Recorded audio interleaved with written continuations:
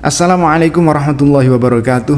Berikut ini adalah 7 tips agar ngaji terdengar enak dan tidak seperti anak-anak.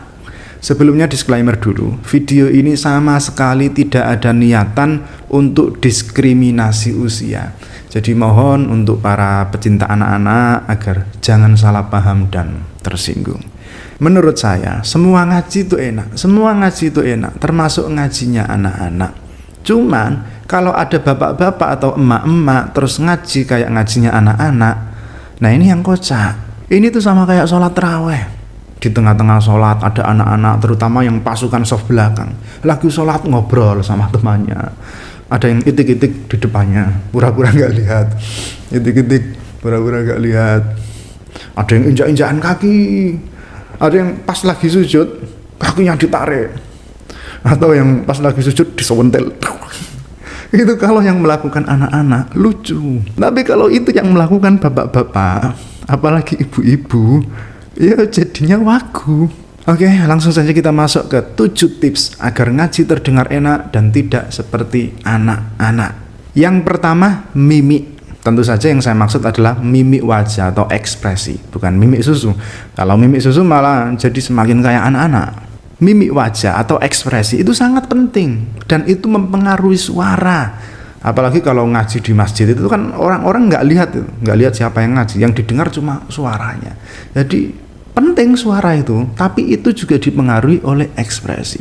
Makanya motivator itu kalau sedang memotivasi agar motivasinya tersampaikan, biasanya diucapkan dengan wajah yang ramah, dengan senyuman. Sahabat-sahabatku yang baik hatinya, kalau kamu ingin ikut berdebat kapan bukbernya, ya puasa.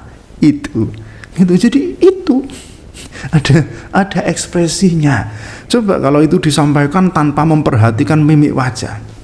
Sahabat-sahabatku yang baik hatinya, kalau nggak enak dan pesannya itu nggak tersampaikan. Baca Quran juga gitu, biasanya anak-anak itu nggak peduli dengan ekspresinya, ngaji apa adanya. Rabbana la tu'akhidna in nasina au akhtana. Sekarang kita ubah mimik mukanya menjadi mimik muka yang dewasa. Gimana mimik muka dewasa? Jadi pokoknya gitu, yang tegas, yang anggun gitu, yang tenang. Itu nanti suara yang keluar juga berbeda meskipun nadanya sama. Rabbana la tu'akhidna in nasina au akhtana. Beda kan? Yang kedua, tegas. Biasanya anak-anak itu kalau ngaji ndlewer. Rabbana la tu'akhidna in nasina au akhtana. Ndlewer. Nah itu dipertegas. Misalnya Rabbana la tu'akhidna in nasina au akhtana. Kayak gitu, itu sudah terkesan dewasa. Kemudian yang ketiga, jangan terlalu tegas. Tadi saya katakan bahwa anak-anak itu biasanya kalau ngaji delewer. Nah, ada juga anak-anak itu yang kalau ngaji terlalu tegas. Misalnya kayak gini, kan ada itu anak-anak itu yang ngajinya kayak gini. Rabbana la tu'akhidna in nasina au akhtana. Ada kan? Nah itu dikontrol, jangan terlalu tegas kayak gitu. Rabbana la tu'akhidna in nasina au akhtana. Rabbana wa la tahmil alaina isran kama hamaltahu ala alladhina min qablina. Kemudian yang keempat adalah artikulasi. Artikulasi ini juga sangat mempengaruhi perbedaan antara orang dewasa ngaji sama anak-anak ngaji. Anak-anak ngaji itu biasanya kalau baca dhamma itu enggak U tapi O. Terus yang baca kasrah itu bukan I tapi E. Misalnya Rabbana la tu'akhidna in nasina au akhtana. Rabbana wala tahmil alaina isran kama hamaltahu alal ladzina min qablina. Anak-anak kan gitu biasanya. Nah, kita sebagai orang dewasa biar nggak kayak anak-anak seperti itu, diperjelas artikulasinya. Jadi kalau kasroh ya kasroh, doma ya doma. Tapi ya jangan kenemenan. Lagi-lagi saya peringatkan jangan kenemenan. Jangan mangap sampai mewangap, sampai 4 jari masuk, itu kenemenan. Atau nyingir, kenyingiran ya jangan. Atau domanya kemecucun ya jangan. Biasa saja. Ya umumnya kayak orang kalau lagi ngomong gimana lah. Kalau ngomong A ya A, I ya I, U ya U, cuma dalam versi artikulasi yang lebih jelas gitu aja. Jadi yang penting itu artikulasinya, bukan mangapnya, bukan nyingirnya, bukan mecucunya.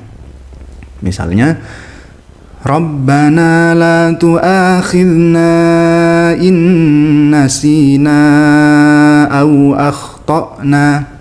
Segitu sudah cukup lah, nggak harus terus Rabbana la tu'akhidna. Itu ya kayak anak-anak juga, terlalu berlebihan. Bukan itunya, tapi artikulasinya.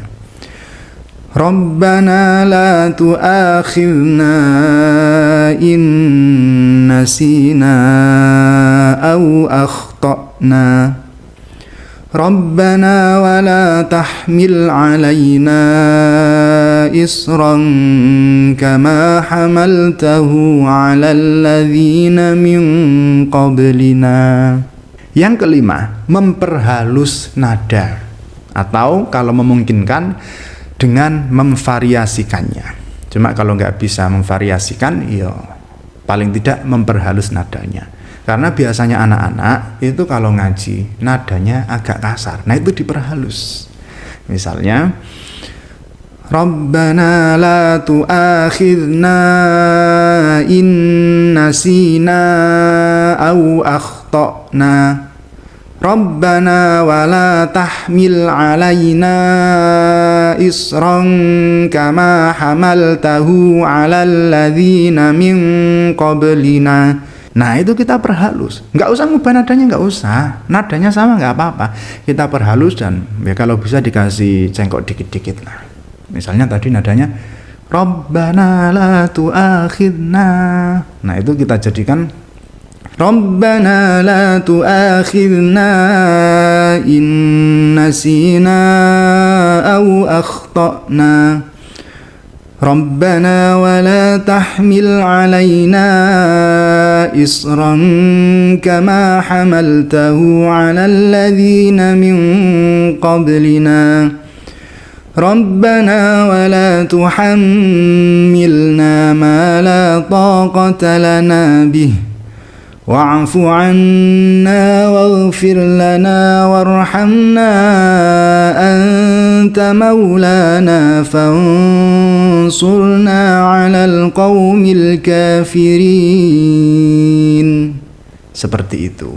Yang keenam, lancar. Biasanya anak-anak itu kalau ngaji nggak lancar. Rabbana la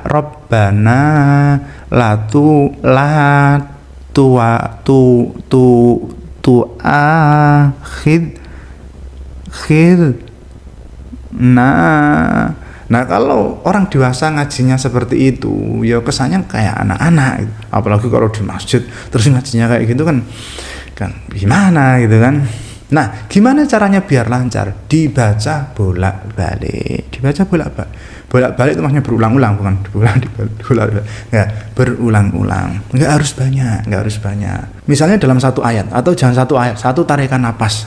Itu dibaca berulang-ulang. Ya mungkin awalnya ya gerotal geratul, nggak masalah. Gerotal geratul itu nggak masalah. Itu pahalanya 2 malah. Kalau lancar pahalanya 1. Gerotal geratul itu pahalanya 2. Nggak apa-apa. Dibaca bolak-balik. Katakanlah sampai 40. Masa kok nggak lancar 40 kali. Atau jangan satu tarikan napas lah, misalnya berapa gitu, sedikit-sedikit aja. Rabbana la tu'akhidna Segitu dulu. Terus dilancari lagi. Rabbana la tu'am. Atau dari satu huruf nggak apa-apa. Rob misalnya. Robba. Na Rabbana la tu Rabbana la tu Rabbana la tu Ini juga bisa diterapkan dalam menghafal Al-Quran. Makanya ada orang baca itu nggak lancar, kok bisa ya hafal Quran. Nah, ada yang menerapkan seperti itu. Sedikit. Nanti kalau sudah hafal, iya lancar. Atau nggak usah hafal, kalau sudah berulang-ulang itu juga lancar. Ini penting karena seenak apapun lagunya kok nggak lancar, nggak enak jadinya. Misalnya Bismillahirrahmanirrahim. Rabbana la tu'akhidna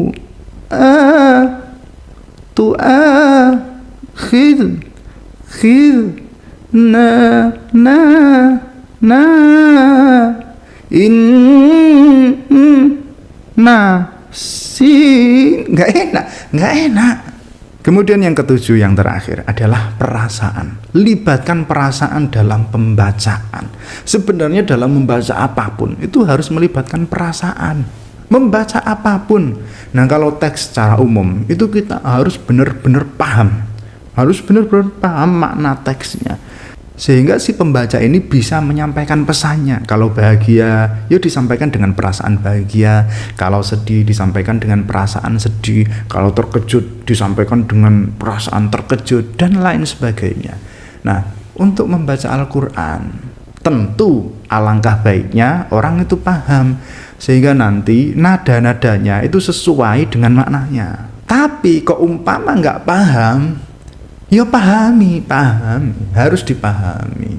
Kalau nggak bisa secara rinci, karena itu tentu membutuhkan waktu yang sangat lama, dan kalau nunggu kayak gitu ya nggak baca Quran. Terus gimana? Ya minimal pahami, yakini bahwa Al-Quran itu dari Allah Subhanahu wa Ta'ala. Al-Quran itu pasti benarnya, pasti benar. Dan setelah tahu itu, kita bisa membaca semua ayatnya dengan perasaan sedih. Bila perlu nangis, nggak bisa tangis nggak apa-apa. Sehingga kita masuk dalam ayat wa idza sami'u ma unzila ila ar-rasul tara a'yunahum tafidu minad dam'i mimma 'arafu minal haqq. Idza tutla 'alaihim ayatul rahmani kharru sujjadan wa bukiya. Terus nadanya apa? Bebas, pokoknya yang sedih-sedih. Biasanya kalau sedih itu identiknya dengan soba. Rabbana la tu'akhilna in nasina aw akhtana.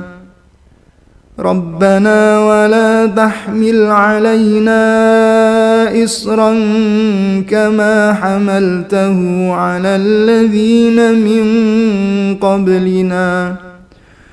Rabbana wa la tuhammilna ma la taqata lana bih wa'fu 'anna waghfir lana warhamna anta maulana fansurna 'alal qaumil kafirin.